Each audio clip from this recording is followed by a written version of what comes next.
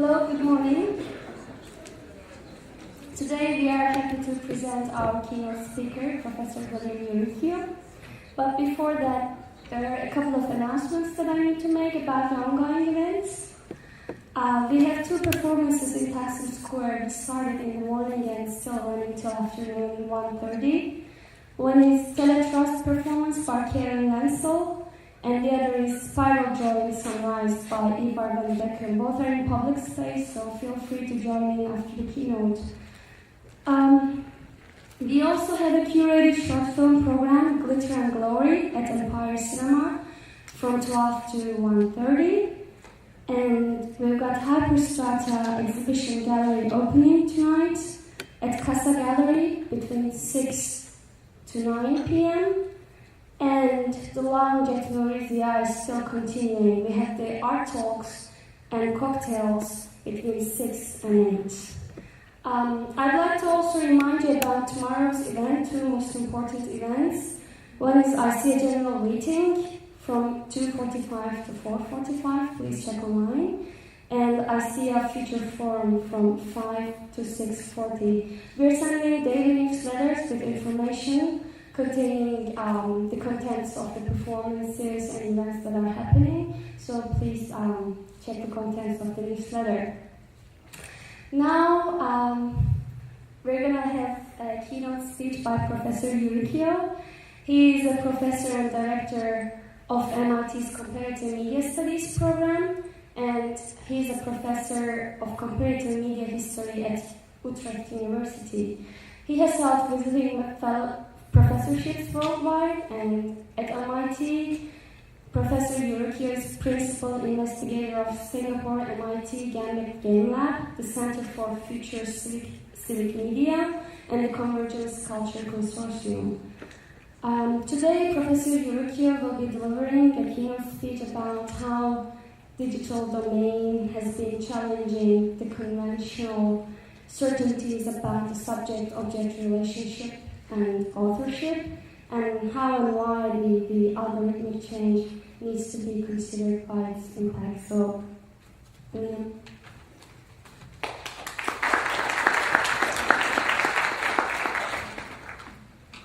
Yeah, it's ironic that Karen Lansel's artwork has just started because we're working together on a project in Utrecht right now, so can't be in two places at once. Thanks to Lanfranco and Austin for the amazing job here, and also for the breakthrough moment when ISEA and the Biennale can actually join together as a kind of symbolic legitimacy here. That's really quite important. So thanks for the organization, and thanks for getting me back to Istanbul. It's a great city. I need to start the timer. Sorry. Start the timer. Yeah. That's good. Okay, so I say legacy here because in a certain way, ISEA is where algorithmic art, in a certain way, got its most visible start. There were people, of course, doing this kind of work back in the 60s, but ISEA became a home for people working on algorithmic art. So in a certain way, I need to talk about these important pioneers and the fact that they all started the kind of thing I want to talk about today. Also, ISEA's first Congress was in Utrecht, so I feel extra good about that. So here's an image of Roman Verasco's his floating cloud that he did a year ago, and it's I think it's an exquisite work.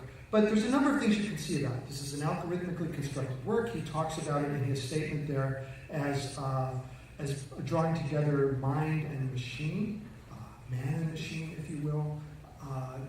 But the trappings of this image, exquisite trappings, recall in a certain way the brush and pen drawings that come out of Japan, complete with the red symbol and the script on the side. Very much part of a painterly tradition. This is very much a work of art that we can understand in the grand, thousand-year-old tradition of representation. This is a little harder to understand in that framework. This is a very elegant algorithm put forward by Herbert, which defines in a way The algorists, that select club of people who really stuck to the rules of making algorithms. These are not people who use pre-programmed fractals. These are people who really develop their own algorithm and therefore...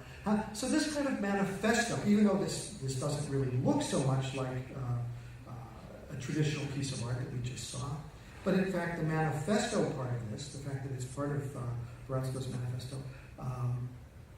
again, is very typical of traditional art movements where there's a concern with border control. Who's in, who's out, what's a legitimate piece of work in this tradition, what's not.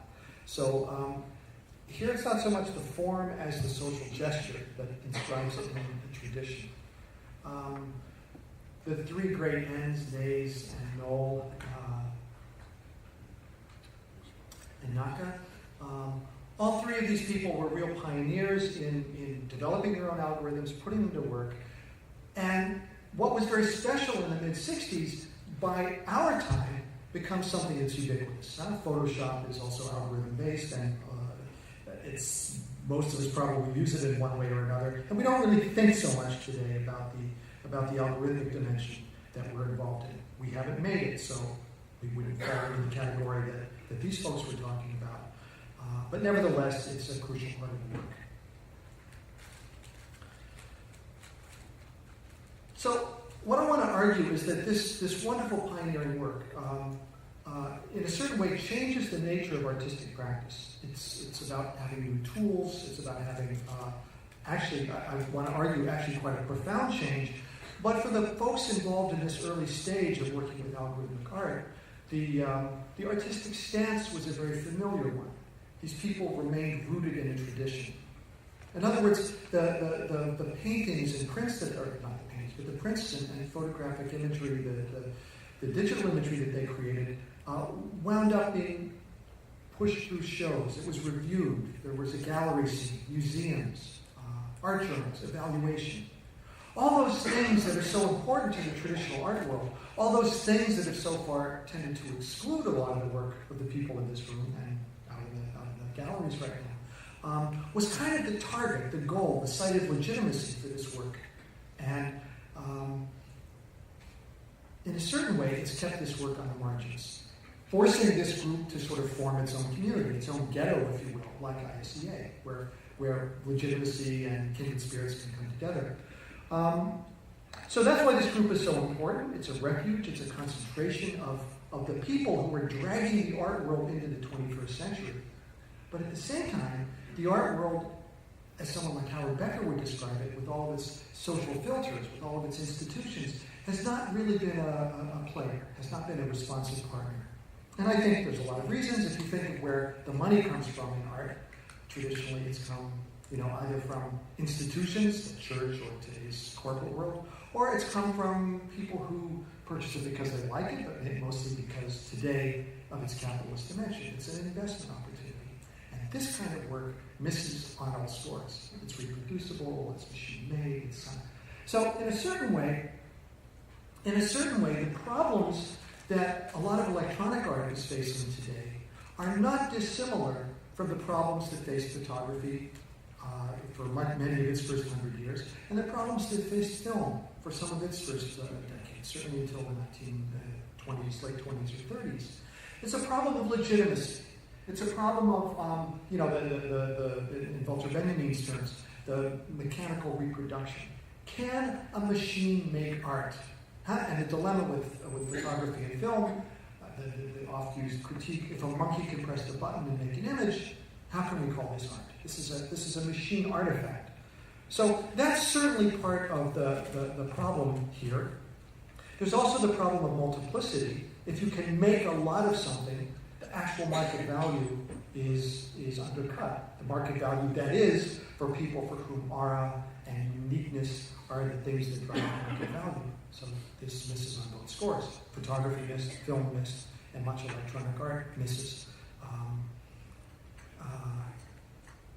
And that is, it's interesting to look at the revaluation of photography these days. Now that early prints are rare, suddenly they have acquired a collector's value because of their rareness. So anyway, these two problems that really haunted some of our earlier media forms are back in a way with this with this issue, and the notion is, can there be a real aesthetic here, and is there a market value here?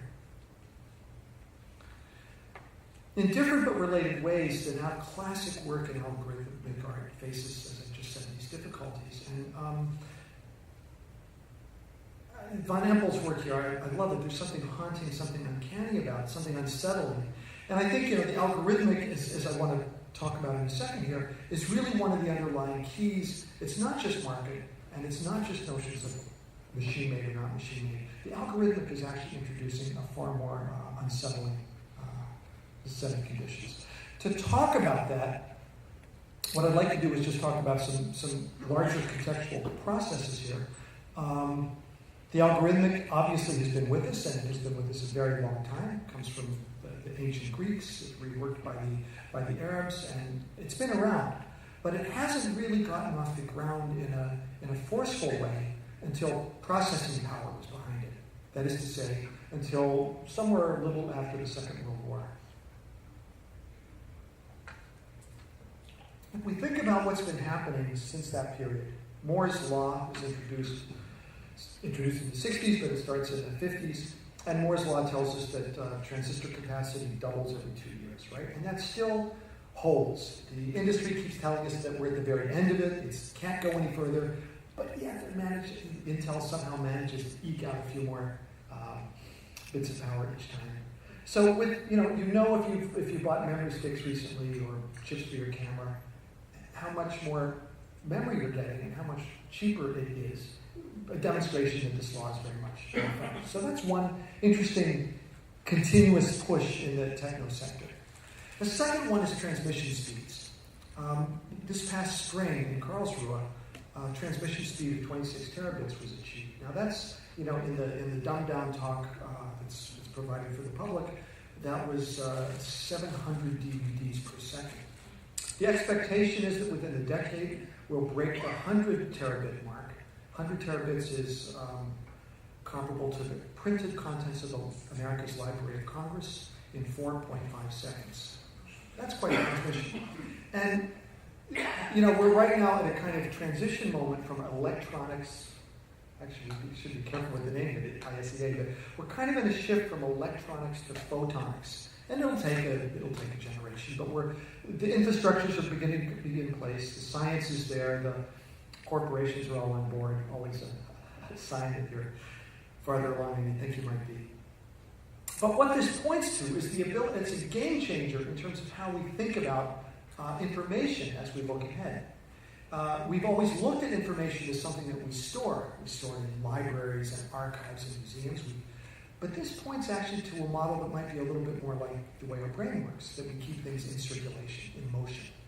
In any event, game changer also in terms of intellectual property, and think what you can do in a couple of seconds. It's frightening.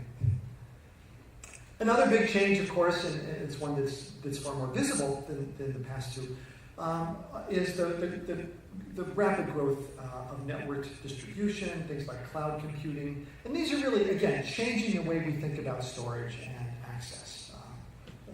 Things are far more mobile and social and ubiquitous than ever before. And in a certain way, it's interesting that it falls together with a set of social transformations. The old stabilities in our world of things like nation and religion, and maybe even political affiliation, have begun to fragment and shift as the logic of branding that we might see in the commercial sector seems to be taken up by people in terms of their own identities. That you can be an anime fan and a Christian and a Adidas fanatic and have your Starbucks, but your identity shifts in bits depending on which of these you affiliate with. At least for those who are susceptible to that kind of brand. So the point is simply to say that instead of the old stabilities, we have a far more fragmented and far more volatile or fluid set of identities that we can move through. And those are really catered to, they're appealed to by the marketing industry. They're maybe even amplified and exaggerated by them. And if you look at the very volatile political scene that we have in Europe or in the United States today, if you look especially at the behavior of younger voters,